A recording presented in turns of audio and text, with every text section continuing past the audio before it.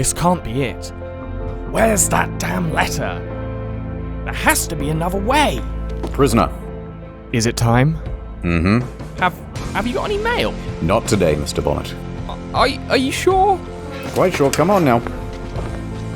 You know, there really should be a letter from the governor arriving soon. Move it. Get away from the prisoner. Wait! Get back. Stop! No. Goodbye, pirate. Don't do it. On behalf of the Crown, for the high crime of piracy, we sentence you, Stede Bonnet, to death by hanging of the neck. May God have mercy on your soul. No! Wait!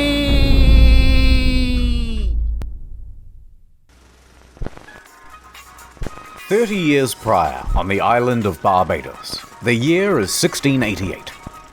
Meet baby Stede Bonnet, son of wealthy sugar plantation owners Mr. and Mrs. Bonnet. Young Stede has a brilliant life, playing with Legos and shit. But then, in 1694, at age 6, Stede's father died. And young Stede inherited the estate and all of the responsibilities that came with it. His mother would make sure that he was brought up educated and given all of the advantages that minor nobility could offer. He was even handed the role of major in the military. And otherwise, Stede's path in life was relatively straightforward and set out for him. Until in 1709, when he would marry Mary Allenby. Stede! Together they would have 4 children, 3 sons, named Allenby, Edward, and Stede, and 1 daughter, Mary. Mary, could you pass the syrup? You can have syrup when you fix up this house. I was talking to our daughter. Whatever, Stede. Yes, Mum? Not you, your father. I'm the man of the house. Ladies first. No, give it here. You need to get yourself together, Stede. Look at this place, it's in tatters. Well, fine. Yes, okay, I'll take care of it. So Bonnet snuck out to the loan office. Another loan? Ah, yes. 200, please. I can give you 100. What? We can't keep doing this, Bonnet. You're $1,700 in debt. You're a lost cause. But I have a family and a sick chair boy. I missed the part where that's my problem. I've got a boy as well, you know. He's a little shit. Ah, well, I'll take the 100 then. Bonnet solemnly returned back home, money in hand. So, £100 ought to do it. Where's that syrup? That won't even be enough to pay the workers this season. I know. It's not good enough. The farmstead needs repair. A gust of wind and it could fall over at any moment. The farmstead is fine. Look at it. Oh. Well, at least it can't get any worse. But 2 weeks later, it did get much worse. In fact, a hurricane came along and destroyed pretty much everything. Ow. I'll take care of it. More and more stress was being piled onto Stede's shoulders. Family problems compounded by money problems.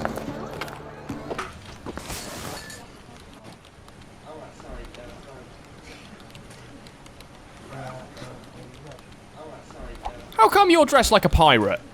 'Cause I be a pirate. And you need a loan? Not all bells and whistles, is it? To be sure. Cool. Come on then, Stede. Let's get this over with. Okie dokie.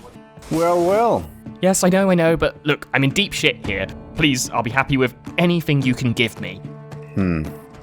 Alright then. Come on. Here you go. Don't spend it all at once. Really? That's about what you're worth, Bonnet. Now get out of here.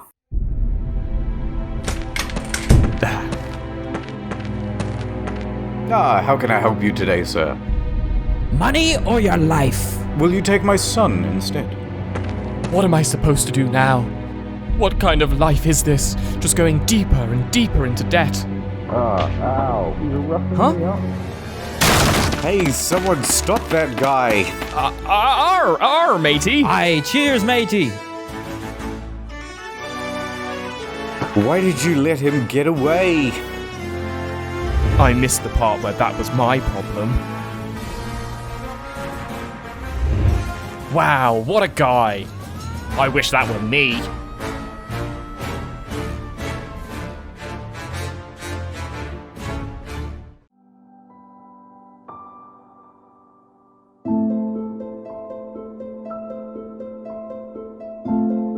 What is this? Where am I? Can anyone hear me? Mama! Papa! I don't understand. This feeling, so strange, like a bird.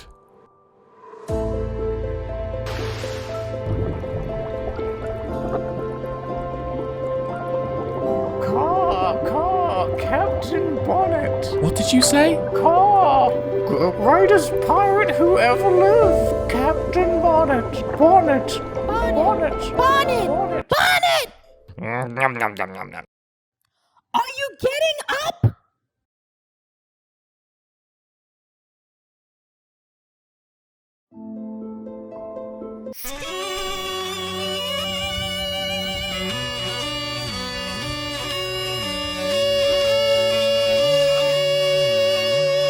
Are you even listening to me? You're always looking at the stupid old boat! Dad, help! The wedge has come loose! The wedge! In 1715, Stede's son, Allenby, died. Stede had finally reached his limit. No more. Today is the day. Listen, kids.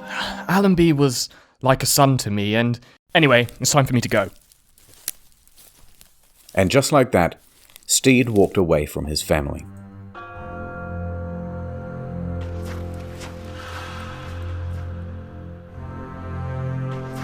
The world better be ready for Captain Bonnet. That could work.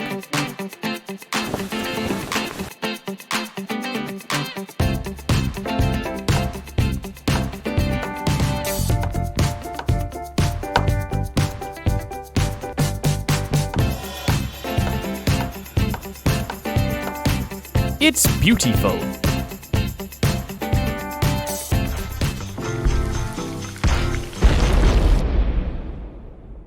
Excuse me. Are you looking to have a ship built? Yes, please. Well, we could do that for you. Perfect. Then my pirating adventures can finally begin. Pirating? You know most pirates just steal their ships. Well, I'm not like the other pirates. Well, clearly. I also hold rank in the military. Alright, come with me. So, Stede rounded up any trinkets or heirlooms he could get from home, and what little left of his inheritance, and commissions to have a ship built. A sloop outfitted with 10 cannons, enough room for 20 men, and even a library. I need something intimidating sounding. Something really scary. I'm almost ready. All I need now is a crew. Of course, the Salty Spittoon. He waltzed into the roughest, toughest bar in town. I'd like to hire 70 of your roughest, toughest men, please. And 1 quartermaster too, please. I'll be your quartermaster, sir. No, I'll be your quartermaster. Eeny, meeny, miny, mo. Thank you, Captain. Oh, and you can be the boatswain. Stede would lean heavily on the quartermaster because he had no idea what the hell he was doing. So anyway, Stede and his crew went to the Revenge to begin their journey of piracy. It's spring 1717 and everything was ready. Stede was prepared to do his first pirating ever and start his life anew. He paused. Am I making the right decision? Let's go, men! Now the great Stede Bonnet sets sail on his first journey to be the greatest pirate alive. Nay, the greatest pirate to ever have been alive. It is my destiny. What's our first move, Captain? Okay. So, Quartermaster, what do we even do? Well, sir, there's a colony near Chesapeake Bay that has some fairly expensive ships roaming around. Right, let's go there. So they set sail for the east coast of the New World.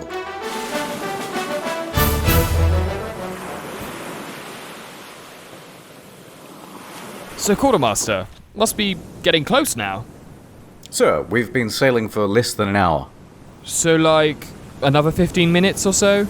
Actually, it will take a few weeks, Captain. Oh. Well, what the hell do you guys do to pass the time? Oh, there's plenty to do. Sing shanties, tie knots, get scurvy. I guess I could read some more. Feel free to borrow any books you want, lads. Just don't get them wet. Captain, most pirates can't read. Seriously, you guys can't read? Well, I guess I could read to you if you want. Yeah, woo, awesome, great. No. Well, gather round, lads. This one's a doozy. Chapter 1. The Very Hungry Caterpillar. In the light of the moon, a little egg lay on a leaf. One Sunday morning, the warm sun came up, and pop, out of the egg... Chapter 108. The Very Hungry Caterpillar is on trial for his war crime. Captain, ship ahoy. Captain, what do we do? It's a merchant vessel. Your orders, Captain.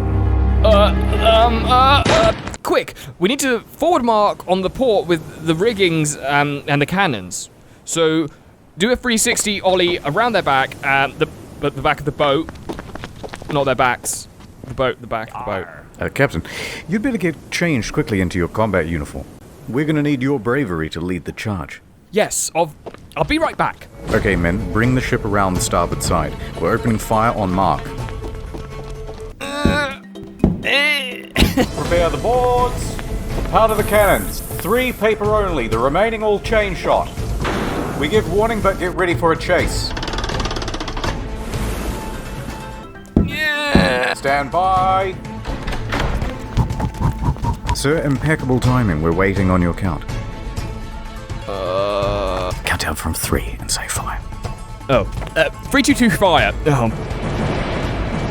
They opened fire on the merchant ship, ended quickly, surrendered.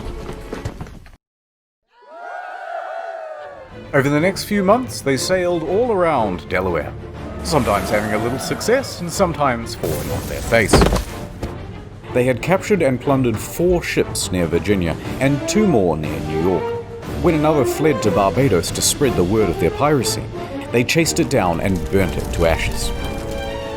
Now, a quick lesson on pirating. What happens on a typical pirate ship is that you plunder someone else's vessel and split the booty among the crew.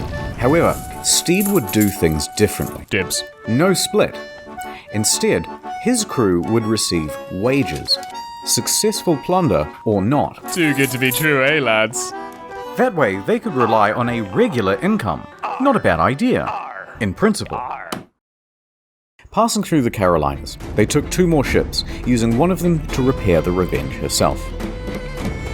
Despite his inexperience, Stede was already gaining a name for himself. Being a literate man, a man of status turned criminal, and known for never harming the crews of the boats he plundered, eventually he earned himself the title of the Gentleman Pirate. Let's step things up a notch, lads. Set sail for the Bahamas, Nassau. We're going to the Pirate City. Arr! Captain, man-o' war off the starboard side. It's heading right for us. Oh, mateys, that's our next victim. A warship, Captain? Arr? A bit dangerous, don't you think, Captain? No, Quartermaster. It be tiny. She'll be fine. Sir, you may find that it gets larger as we approach. The great pirate Stede fears no fleet, nor a puny vessel that dareth approach me. Man ye stations, quartermaster. Very well, Captain. Oh my, that is a big boy. Bonnet and his crew attack the enormous warship. This is generally regarded as a bad move. Oh, God! Oh. The Revenge was absolutely dominated, with a full half of Stede's crew either injured or dead by the end of the fight. Bonnet himself was also badly wounded. Retreat! But the Revenge manages to scramble away and head for the pirate city of Nassau. Pulling into Nassau, Bonnet replenishes his crew, repairs his ship, and picks up some more supplies. Limping up the docks, Bonnet happened to bump into a couple of pirates you may have heard of. Benjamin Hornigold and Edward Teach, although you may know Edward by his other name, Blackbeard.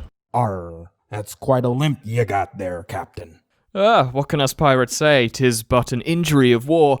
I was dodging cannonballs and stubbed me toe on the dresser. Arr, I see. But, I took out like 80 guys with, just one pistol. Yeah, you should have seen it. Arr, sounds like quite the battle. Yes, although I need to put up for a while, recover from my injuries, restock, regroup, you know. The evening carried on and the drinks flowed. Can I, I got something to tell you. I'm in a lot of pain over here. And I think I'm a little in over my head. But I can't let the men see me weak. They rely on me for their booty.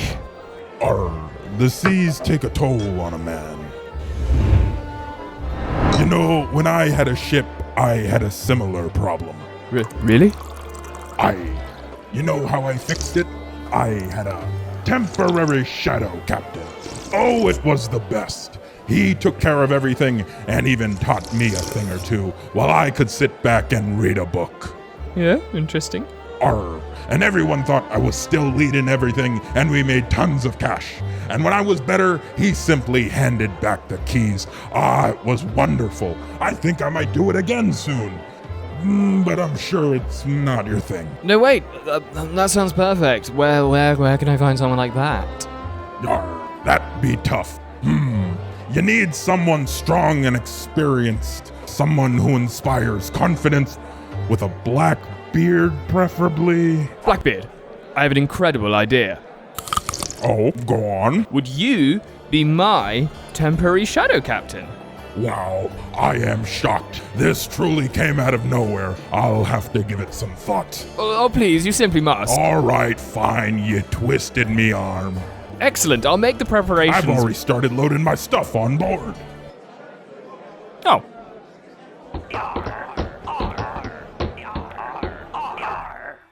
Gather round. I'd like you all to meet our new Vice President of Nautical Coordination, the infamous Blackbeard. Wow. Oh my god. Wow. Captain, are you sure this is a good idea? Of course it is. And I'm tired of you second-guessing the captain. Thank you, pal. With Blackbeard and his crew of tough boys on our side, we'll be unstoppable. Very well, sir. How embarrassing. Right in front of our new guest, too. You're not gonna let him off the hook, are you, Captain? No. In fact, you know what, Quartermaster? I've had enough of the back chat. I'm demoting you to 1/8 Master. Ignatius Pell will be my new Quartermaster. Aye, aye. As you wish, sir. Well then, it's settled. Let us set sail and make our way to the place where all the greatest treasures are kept. Well, first Delaware and now a new adventure. The most exciting place in the whole world. Delaware, again! Yay! So they set off again to Delaware. But this time, Blackbeard could see firsthand what Bonnet was really like as a captain. Time to help out my crew. Bitchin'. Whoops! You don't want to trip. I'll hang that up for you. Ah, that'll get it nice and clean. Who's got the tidy whities? Just kidding them. Yeah, they're mine. Boom. Gotcha. Whee! Whee! Strike!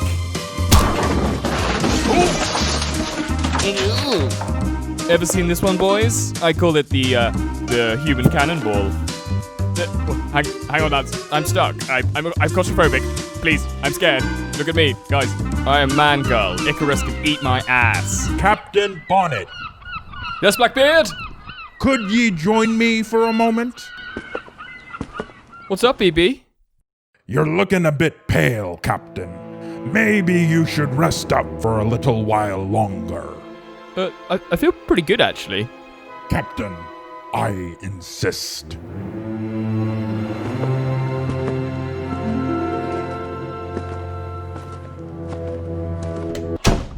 Exciting stuff out there. Oh, sir? Yes, top secret, I'm afraid. Can't tell you. But so much treasure is going to be happening. Soon. Congratulations, sir. Yes. If I may, can I just tell you a brief anecdote? Go on. Well, the last ship I worked on was called the Quintessential. It was a beautiful vessel, and it was helmed by a wonderful captain. But he constantly had bad luck. Eventually, the captain brought on board a deputy, or shadow captain, if you will. Where is this going? Well, sir, the deputy was very effective. He was experienced and cunning, and soon they had a lot of success. 150 barrels of nutmeg, silver from China. It was a time of plenty, and everyone was happy about it. So happy, sir, and all the crew wanted it to continue indefinitely. They attributed their success to the new deputy. And, of course, it ended with the deputy becoming the captain. Okay, I think I see where this is going. Aye, sir. So after they cut off the head of the old captain and threw it into the ocean, and then abandoned the rest of us on Nassau... Wait, what? Don't listen to him, Captain. Blackbeard would never try to take your crew or your ship. The 8th Master's just trying to undermine your better judgment. No, not at all. Blackbeard already has a crew. A small crew? Well, as quartermaster, I side with the captain. Enough! My men love me, and I love them. Like a father loves his See you later, kids! Bad example. But that's not going to happen. I trust Blackbeard. And that's enough squabbling between you two. Huh. Yes, sir.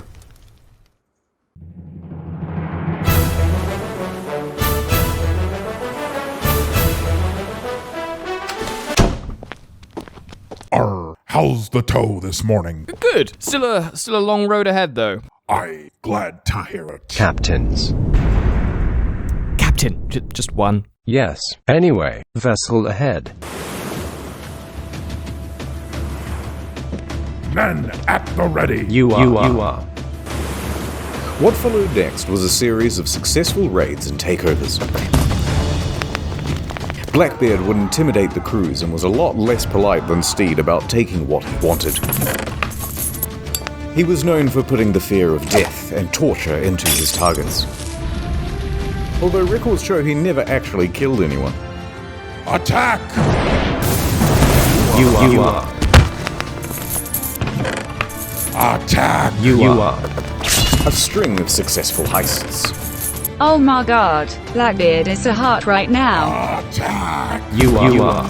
Attack! You are. It wasn't long before they were one of the most feared and successful crews on all the seas. Blackbeard had made them rich, made them confident. It was everything Stede had wanted to achieve. To the captain. You are. Thank you, you're too kind, really. Oh yeah, woo! Is that all you had in you, lads? Let's get those cheers going. Woo!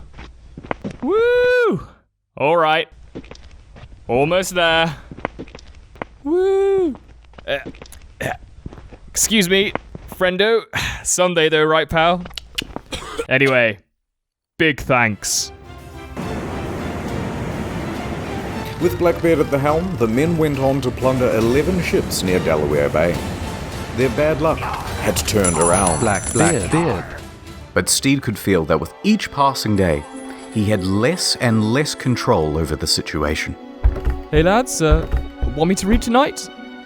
Still got a few chapters left. Feeling pretty tired tonight, Captain. Another time maybe. Oh, okay. No problem. Still recovering from his injury, he would hobble around the deck, book in hand, with nothing to do but mentally wrestle with the situation.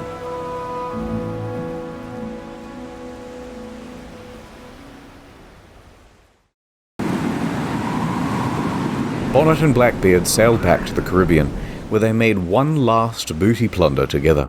It was a 200-ton ship named the Concord. And not only did they take the cargo, but they took the vessel as well.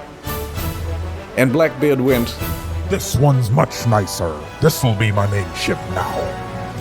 Blackbeard sailed on to the Grenadines, where he renamed his ship the Queen Anne's Revenge.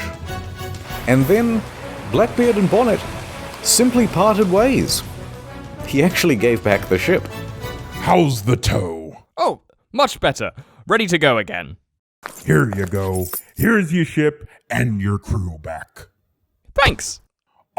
No worries. And everything went back to normal. Bonnet sailed on to the West Caribbean with his crew, and Blackbeard went to Nassau. See, 8th Master? Everything went great. I have my ship and my crew back. Told you. I'm pleased for you, Captain. And for us as well. Right. Now let's do one more job, but this time without the training wheels on. Hey, lads? Aye. Let my great pirate legacy continue. Arr! But the 8th Master could read the men better than Stede could. He knew that they were fickle. They now had a measuring stick for what successful pirating looked like, and if Stede couldn't live up to the kind of leadership that Blackbeard could offer, they would very quickly reassess their options. It's March 1718. I'll do the exposition for a bit. We sailed around Honduras for the last couple of months, not doing a whole lot really, but getting ready and burning through supplies. And now we're about to plunder our first vessel since Blackbeard left, and we're just so excited. It's going to go very well. But it didn't go very well at all. They targeted a 400-ton merchant ship, the Protestant Caesar, and it proved to be far too slippery for them. After a brief fight, it escaped, and all that Stede was able to acquire were a few injuries for his crew. His men had had enough. Just gonna, pop to the little boys' room. Back in a bit, fellas. Help. This isn't good. They're going to revolt. We should return to port immediately. Okay. No, Sir? Oh. I've had a word with the men, sir. There seems to be a general consensus of discontent. No shit! Are they gonna do a mutiny? Sir, I think the situation is nearly that dire, but if you do plan to return to shore, I would caution against it. Yeah, you would. Sir, if you dock, the crew will abandon you entirely. It's hardly a better situation than a mutiny. And once docked, you'll be defenseless to stop anyone from seizing the Revenge. So what do I do? Calm reassurance and a small victory, sir. Double down. Gamble on one more plunder. Ha, yeah, Captain. He's saying that because he knows if they mutiny, the men would put him in charge. That's not the reason, although that's not the worst outcome either. The men trust me, I can ensure that you're unharmed, and we can take you back to the port from there. It would be no worse than the predicament we are already in. You made me your quartermaster for a reason and demoted this guy for undermining you at every step. Either we go to port or I'm done. Sir, there is only one option here to maintain your ship and crew. Let's go back to Nassau. Very well, sir. I will ready the men for port.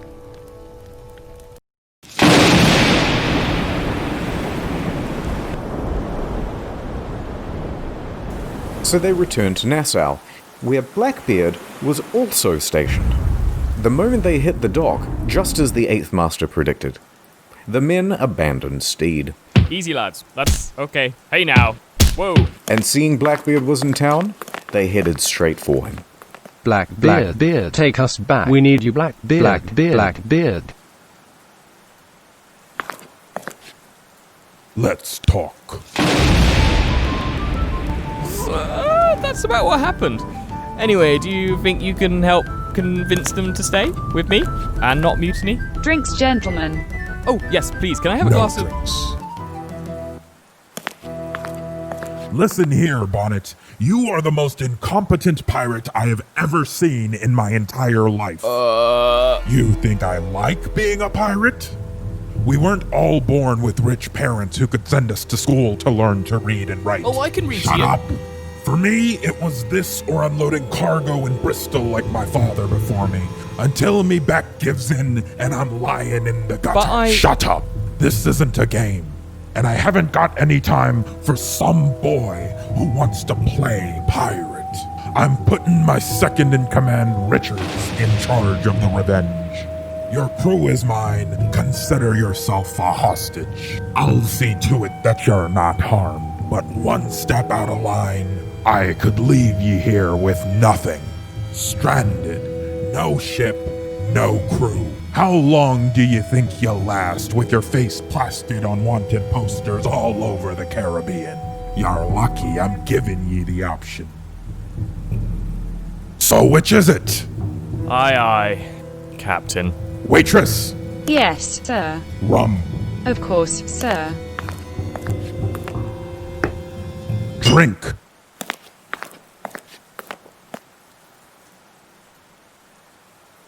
It is time to go now. Haul away your anchor. Haul away your anchor. These are sailing time.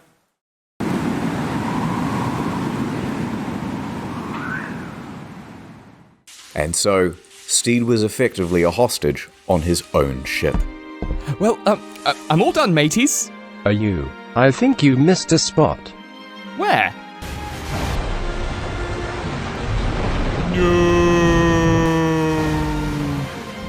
Right there.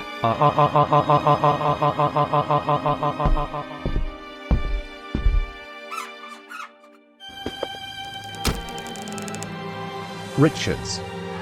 Richards. Richards. I'm in.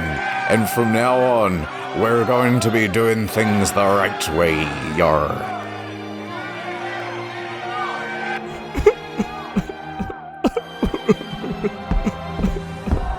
Stede? Oh, Captain, can I help you? As a matter of fact, you can, Bonnet. You're needed at the home. Really? It hasn't been mopped yet. Oh.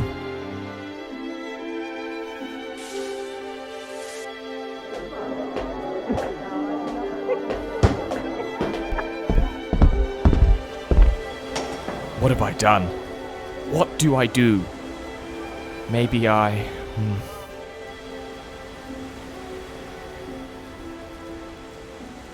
Stede. Huh? Who's there? Look up, Stede.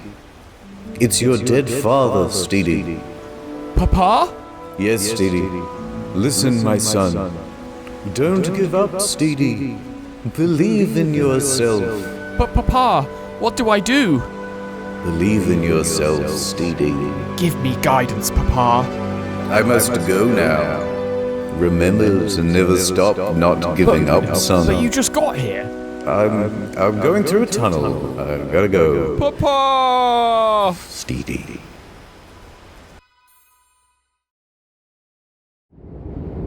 May 1718. Vessel up ahead, Captain.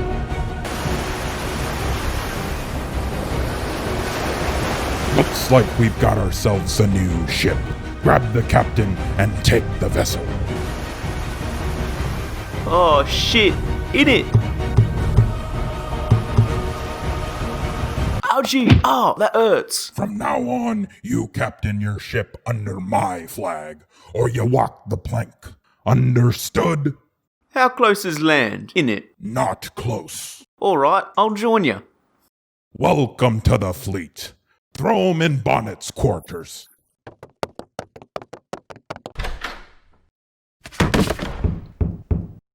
First time having your ship taken over? No. Then I'm in good company. Stede Bonnet. Avid Harriet, innit? Nice to meet you, Harriet. Blackbeard continued pirating around the Caribbean, but his recent successes had come at a high cost, and many of his men were badly injured. They needed medicine, and they were wanted by authorities, pretty much everywhere. With few options left, Blackbeard made a very bold move. He sailed into Charleston, dropped anchor, and blockaded the entire port. Oh my god, it's Blackbeard! I hate pirates! Blackbeard attacked any merchant ships attempting to flee, and he took some of them hostage as well for bargaining. This is widely considered one of the boldest moves any pirate has ever made. Now, the governor of Charleston, Robert Johnson, was feeling the pressure of the pirates on his doorstep. He gave in to Blackbeard's demands. I'm Colonel Rhett. I have your medicine. Yay, medicine! Well, well, the gentleman pirate is here as well. Oh, hi. Look, men, his eyes are red. He looks like he's been crying. Ha ha ha, let us all laugh. Nuh-uh. A captain working under Blackbeard, huh? Doesn't seem voluntary to me, lads. Ha ha ha, we shall laugh twice. Ha ha ha. Alright, Captain. Playtime's over, let the grown-ups talk. Stede, that's enough. Go inside. Yeah, go inside, Bonnet. I hate being a pirate. Not fair. Hand the medicine over. Very well. And what about the hostages? Dangerous game you're playing, BB. My men will be seeing you soon. True to his word, with the medicine, Blackbeard freed the hostages and broke the blockade. Over in England, King George has decided to take action. Right. This is dumb, but Blackbeard isn't. We're not going to catch him. I think it's time we negotiated with this guy. He passed the Act of Grace, which granted clemency to pirates who renounced their piratey ways, and even offered them work as pirateers on behalf of the crown to pirate against the Spanish. News of the act spread quickly, but it was hard for pirates to know if it was actually true. What if it was all a ruse? What would stop prosecutors from simply reneging on the deal? June 1718. Blackbeard's fleet sailed for Topsail Island to rest and refit their vessels. When they arrive at shore, Bonnet and Blackbeard were informed about the royal pardon.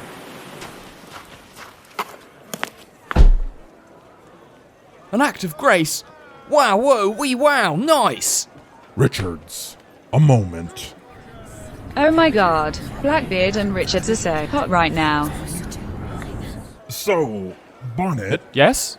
we've got a fair amount of stuff, and I'm ready to retire. We're gonna take the deal. What about you? Count me in. Sounds great. Hey, Bonnet. Yes, Captain? You know how, we're really good buddies. We've been through a lot. No. I've got a bit of the, scurvy, I think. Me too. Oh no. Yar, exactly. So, I was thinking, would you be able to go and accept our pardons on our behalf? Yeah, I could do that. So he was given his own small sailing vessel and set out to acquire a couple of get-out-of-jail-free cards. Bath, North Carolina. God, I hope this is real. And it was real. Bonnet received a full pardon from Governor Charles Eden and requested a clearance to take the Revenge to the Denmark Caribbean colony of St. Thomas, where he planned to begin privateering against the Spanish Navy. Dios mío, no. He also collected Blackbeard's pardon. Things were turning around. He had become a somewhat successful pirate, and he had just been given a job. Brilliant. So, Bonnet returned eagerly to Topsail Island to retrieve the Revenge. However, upon finding his vessel, he realized that he had been betrayed. Blackbeard had stripped the Revenge of all of its valuables. Bonnet's crew had been left marooned on a sandbar nearby. Well, this sucks. So are we going to starve to death here? We'll probably die of thirst or exposure before that. Well, that's what we get for trusting Blackbeard. Amen. We need to put our trust in Stede once again. He will be the one who comes back for us. I know he will. I couldn't catch any fish. What do we do? Calm down, Harriet. You calm down, mutton chops, innit? Barnacle boy. Enough. So hungry, so weak, head spinning. Oh my, hit it. Oh, what are we gonna do? We wait. We wait and we pray that Stede will get to us in time. That's kind of gay, but hey. What is that?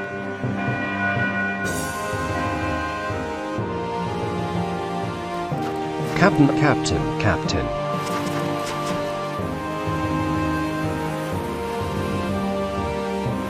Hang on. Before you all make peace, let's get something straight. Sure, maybe Steve isn't the bravest. Maybe he's not the brightest either. Or very tough. And he's kind of skittish sometimes. But he has the heart of a captain. He could have left us on that sandbar to die, and yet here we are. What were we before Stede? Gamblers? Drunks? Second-rate pirates without a vessel, without leadership. Bonnet. We owe our lives to this man. Now let's hear it. Captain Bonnet. We'll follow you to the end, Captain. Captain Bonnet. No.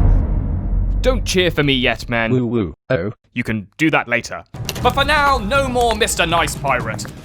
Blackbeard robbed me of my dignity, he robbed me of my ship, and now I don't even have the means to become a privateer. Bonnet was done being walked over. He set out to hunt down Blackbeard. Quartermaster, it's time to get serious. I admit it, I've been a shit captain until now, but I've hit rock bottom. I'll do anything to make this work. Teach me. We'll make a captain out of you yet, sir. Ready, set, montage.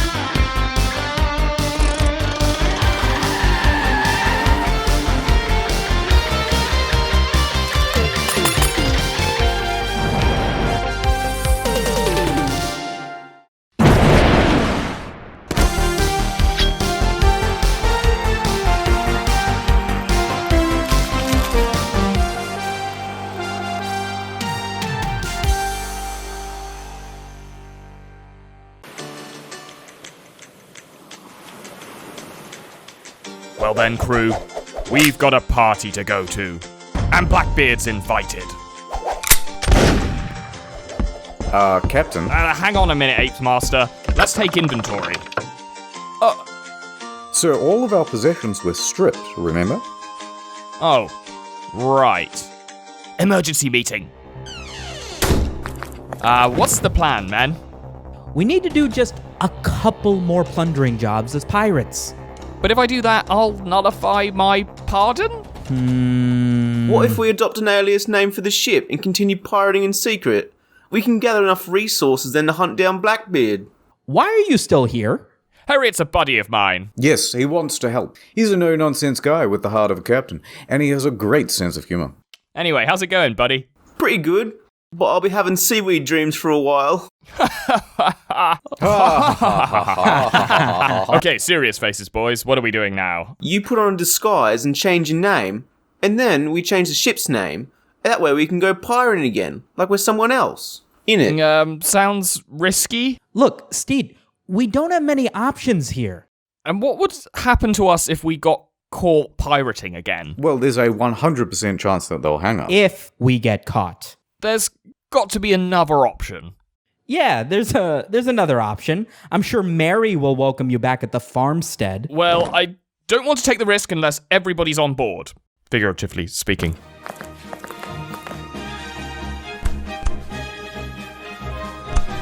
Okay, I have an idea. So Stede changed the ship's name to the Royal James and adopted the name Captain Thomas. Brilliant! No one will figure it out. And they set sail again as pirates.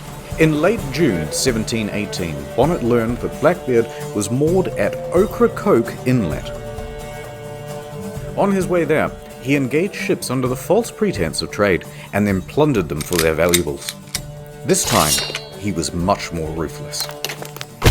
Your money or your life! Bonnet was starting to become a true pirate.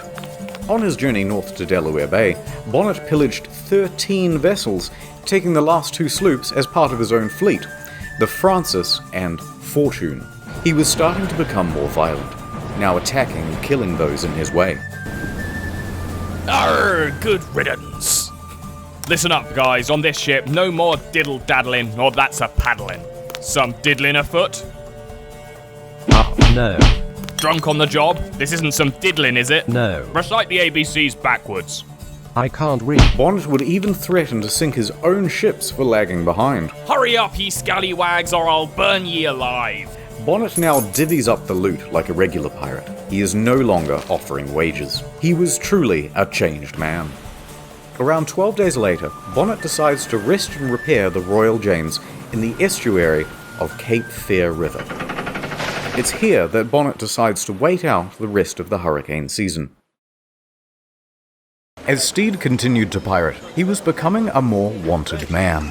The disguise as Captain Thomas did nothing for him at all. Oh my god, Bonnet is so hot right now. Local governments had had enough. By late August, authorities knew that Stede was moored at Cape Fear, and they were going to meet him head on. Ah, Bonnet, I will have you. You're the bane of my existence, Bonnet. You lack respect for the law. You have a lack of dignity, honor. Governor? Oh, yes, men, come in. I was just wiping my face. I want this disgusting pirate Bonnet hunted down and dealt with immediately. Any questions? No, Governor. Good luck, men.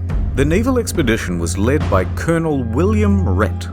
2 of his ships sailed for Cape Fear, the flagship Henry and a sloop, the Sea Nymph. 26th of September, 1718.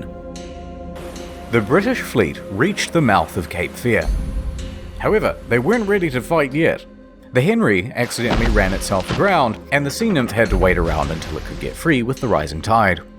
Captain? There's a ship approaching from a distance. Merchant ships, most definitely. Ready for the plundering. Send 3 canoes out and capture them. Aye, aye, Captain. 3 canoes left the ship to scout out the 2 vessels. But as the canoes got close, it became apparent that these were not merchant ships, but in fact heavily armed military vessels. The men quickly turned their canoes around and returned to the Royal James. Captain. Aye, lads. Those are not merchant ships. They are military vessels. Oh. Bonnet was faced with a choice. Either flee up the river, navigating the narrow channels in the dark, or turn and fight their way out of the river's mouth. Hop aboard, mateys. We have preparations to make. Prepare the rigging and fall back, sir. No, quartermaster. We fight. Quartermaster? Captain, look, I don't want to break this moment, but I'm going to need you to trust me. I've had your back since day one, and we've been on a lot of adventures together now, and I know you don't listen to my advice too often. But to be fair, Stede, oh my god, you get everything wrong. How can you do this so bad? Every time you just... Shut up.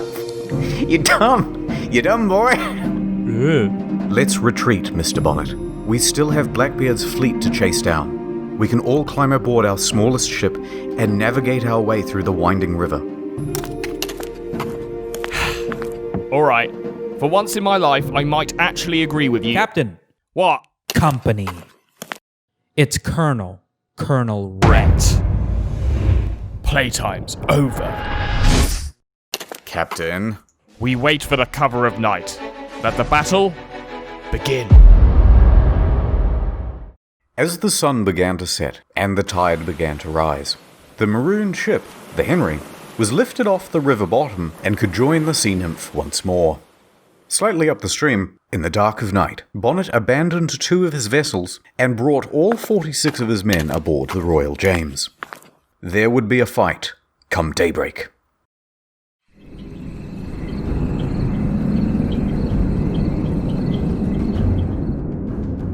There's no turning back now. Henry and the Royal James drift closer to one another, the air still and tensions rising.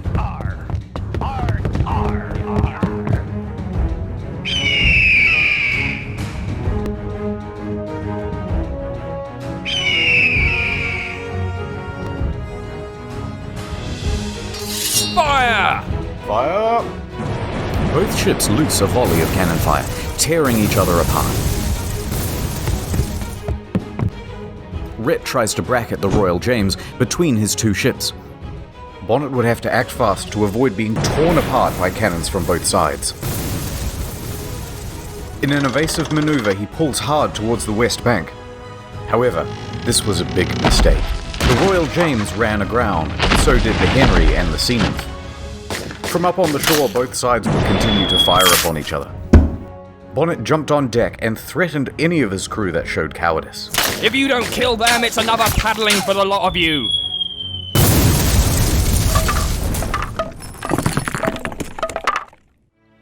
Captain. Oh my god, no! Medic! Captain, I fear that I am gravely wounded. Shh, no, you're gonna be alright. Medic! Just hold on, I'll push it all back in. Hold still. Oh god, it keeps falling out again. It's so slippery. I think this goes here. You don't even need this. I'm not a doctor, but I think you'll live. Hold on, maybe if I tip you upside down, it won't all slide out. It has been a pleasure serving you, Mr. Bonnet.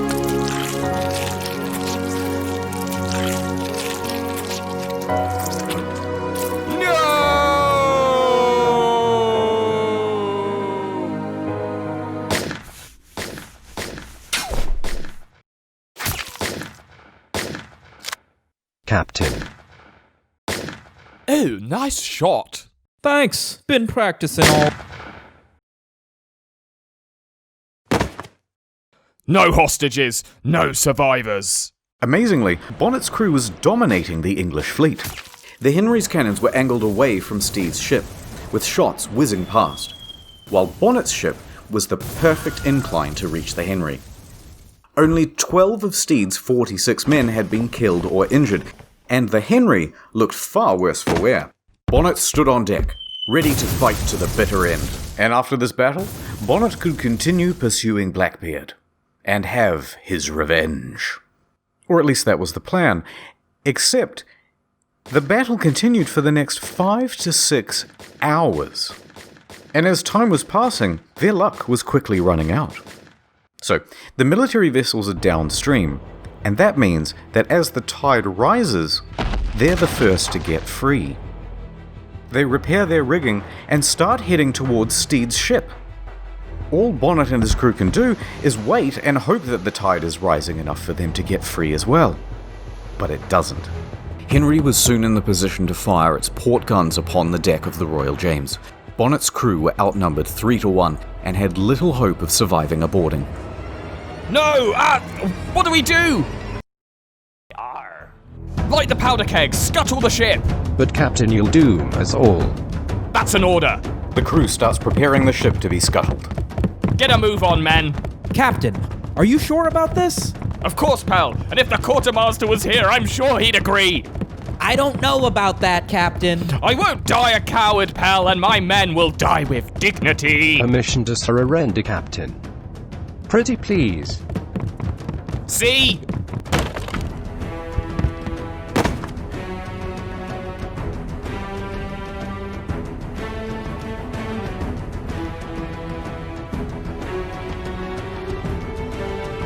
Don't make us do it, Captain.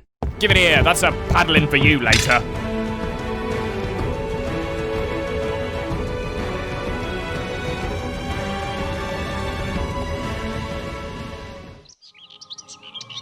Well, it's been an adventure. I finally lived the life of a great pirate, and this is how it all ends. They will tell tales of my courage. No! Look away, men. Shh, shush, shush. It's okay. It's okay. Bonnet's crew had reached their limit. They surrendered. After a few more moments of conflict, the Royal James was boarded by Colonel Rhett and his men, and Stede and all of his crew were arrested.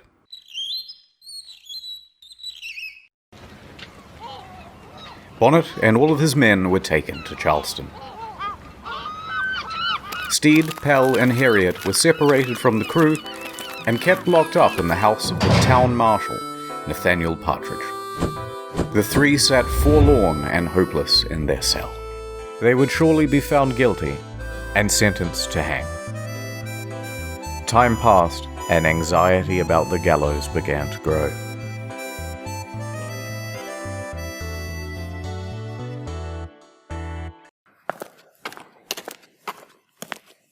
Oi, just so you scum know, first to rat gets a plea deal. You think too little of my crew, good sir. Back up, prisoner.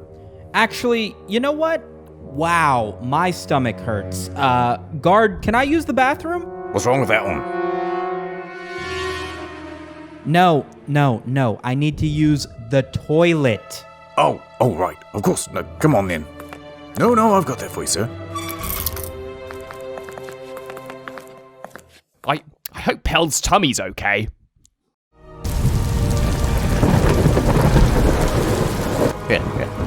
It's only a matter of time before one of your men takes a plea deal. Governor? Huh? I told you to knock when it's my private time. Yes, Governor. But it's important. We have a prisoner from Bonnet's crew here. He wants the deal. Bring him in. Well. So what do you want to tell us? Okay, so it was all Stede. He's like super evil, man. He made us kill people after the plunderings. The paddlings, oh sweet Jesus, the paddlings. He kicked a seagull in the face. My God, he's a monster. Ah, excellent. And that's not all. He regularly just throws his trash in the ocean. And one time, he didn't even flush. Very good. That's enough. And this one time, he made two of the deckhands kiss. And that's fine. No, thank you. No, wait. I have more.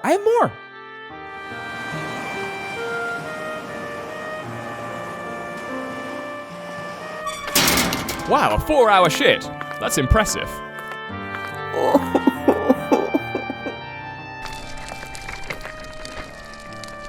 Hey, wait. Kid, give us a hand, would you? We're in a spot of trouble. No thanks, Bonnet. I'm hoping they give you the gallows. Excuse me? You don't know me, but I know you. Yeah, cool. Can you help us out? You let that pirate rob my dad's bank, and then the bank went out of business, and then he lost his job, and now he spends all day drinking angry juice. So I can't wait to see the life sap out of your eyes. Wasn't that on Barbados? How did you get here? Whatever, Bonnet. It's a mostly true story. We just conflated a few of the details to keep the audience engaged. You would have done the same. Shut up. Huh. I'm usually great with kids. Oh, it's real sad, isn't it? Enough of this! I don't want to die! We've got one option. We're breaking out.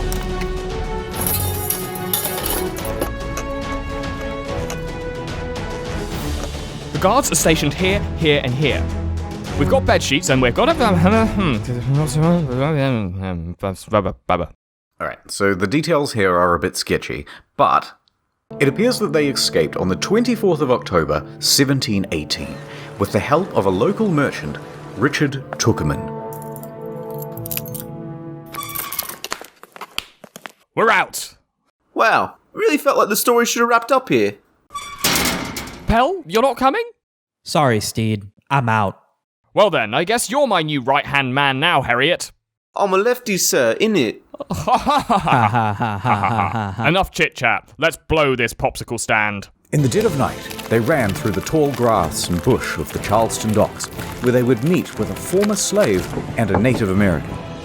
They grabbed a small boat and set sail out of the harbour. Your boy Stede was off again to adventure. His story would be full of many more riveting... Uh-oh. The wind, it's changing direction! The gods were not on Stede's side that evening.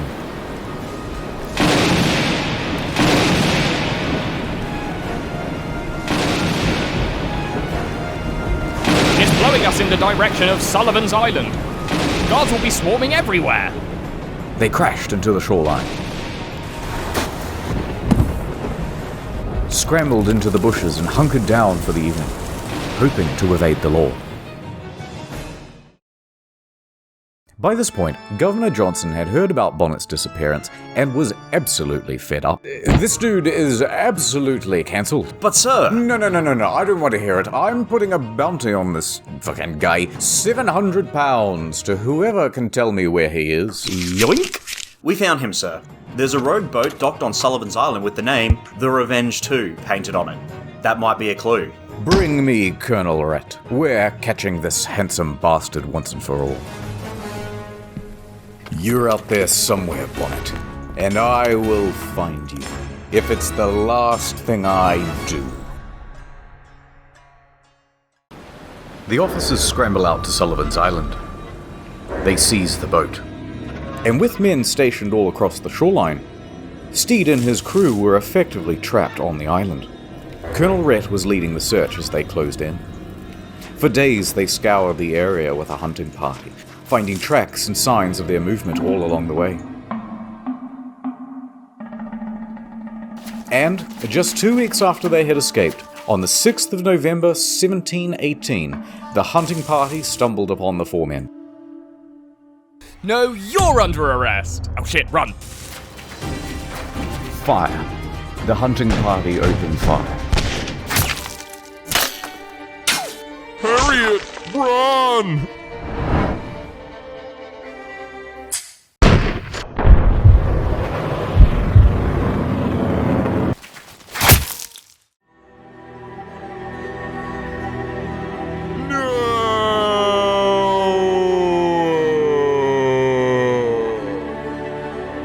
Been shot, innit?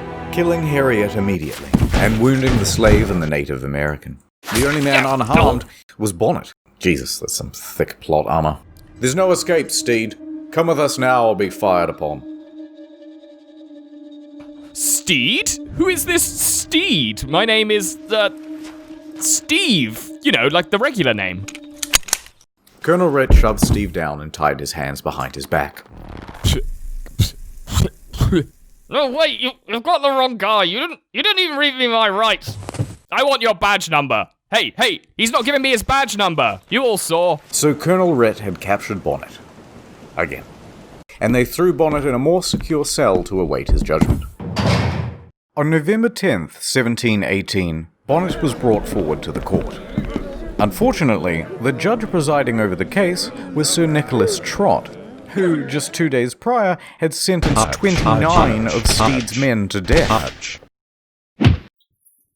Mr. Bonnet, who will be representing you in court today? I will be representing myself, your liege. Your Honour is fine. Mr. Bonnet, you stand accused of acts of piracy against the British Empire. They made me do it. I don't even like pirates. I was tricked. They told me I was going on a luxury cruise. Enough! Bring in the rat. Gasp! But when did he have the time?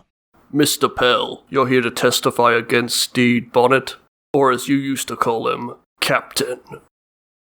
Well, Pell, how could you? Well, I... Remember the ship scuttle scene from about 10 minutes ago, and how you held me in your arms? But, yeah, but...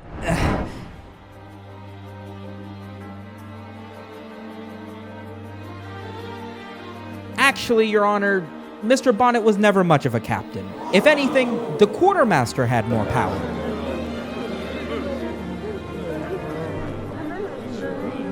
Well, you already gave us your statement in writing, so that doesn't mean anything. Bonnet, I sentence you to death.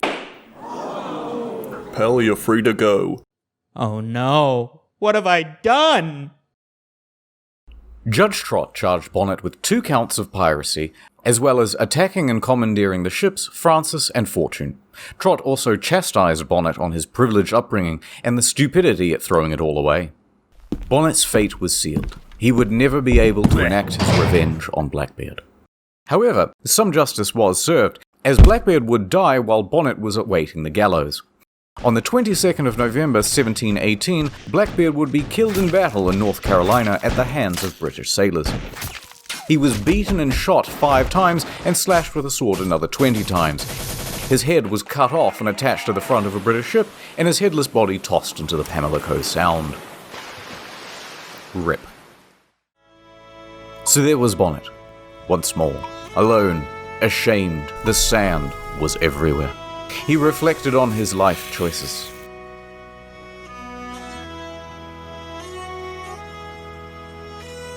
There's still one option left. Stede had one advantage that no other pirate did. He was a man of culture. He was the gentleman pirate.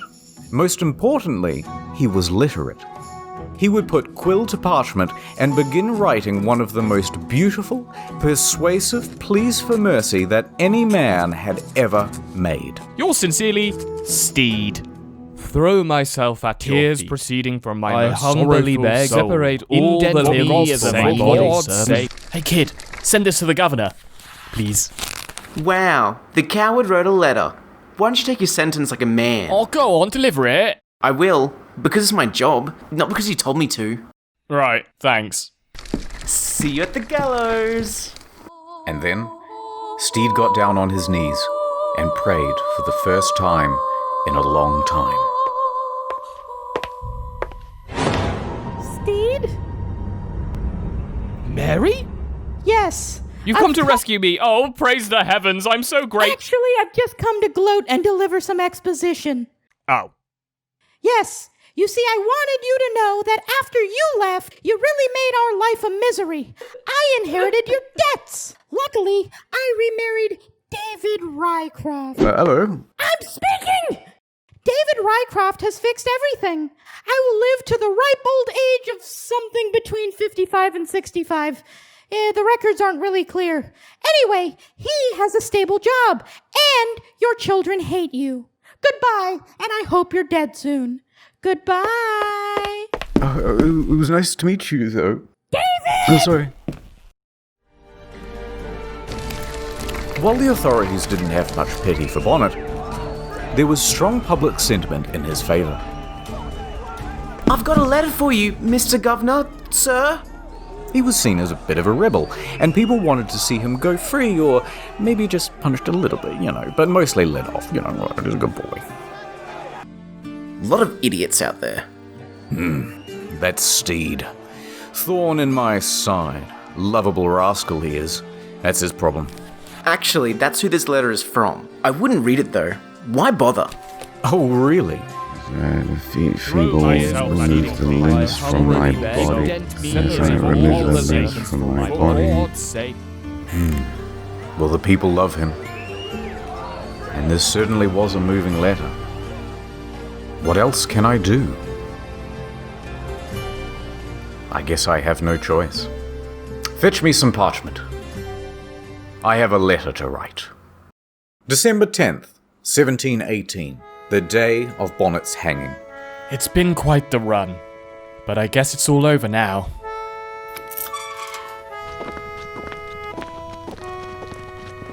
The authorities led Bonnet through the town and to the public square, where he would meet his fate. Oh no, Steve. Why are they taking Mr. Bonnet? Oh my god. What are they doing with Mr. Bonnet?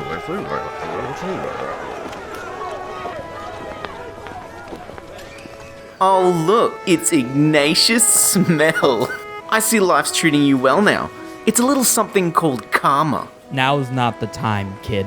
Wow, you're a bigger disappointment than Bonnet, but I have to give you some praise for dobbing him in. That's enough.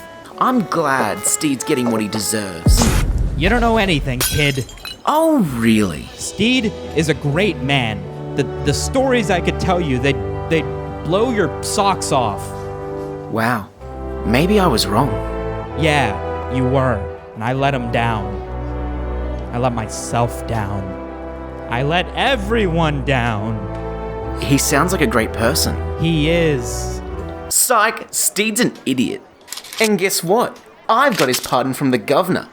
What? And guess who's not delivering it? Give that here. Bite me. Give it. Give me. Stop it. I don't have time for this. Ow! Come on. I'm not letting go. Kid. I'm not letting go. Stop! That's it. You're coming with me. Put me down. Hold still. Stop moving. Stay. Put me down. Stay still. Stop moving. Move away from the prisoner. I think it's this way. Get back. Wrong way.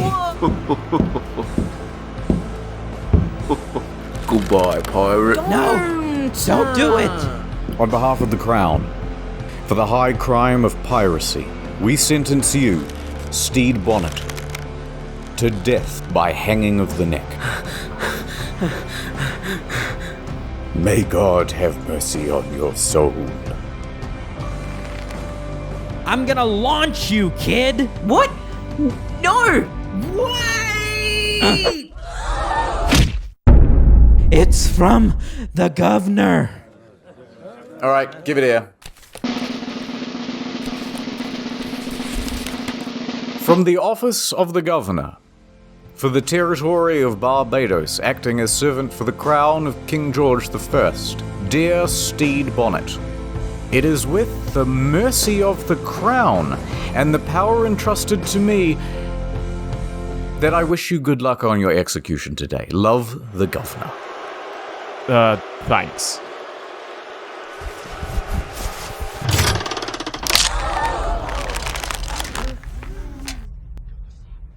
And that's just what happened to him.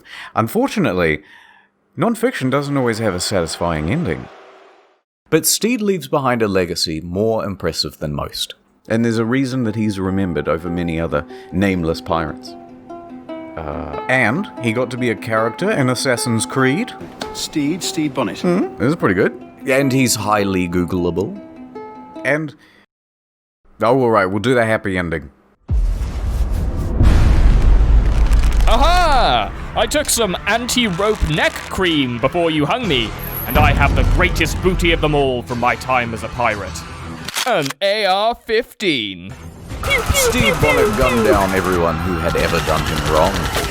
Eat lead, bitches. Oh, that was close. Oh. Especially the governor. Ouch. And especially Mary. Consider yourself divorced.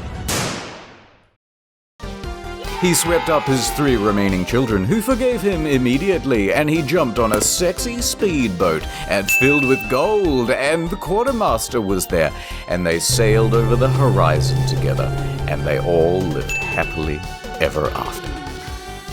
The end.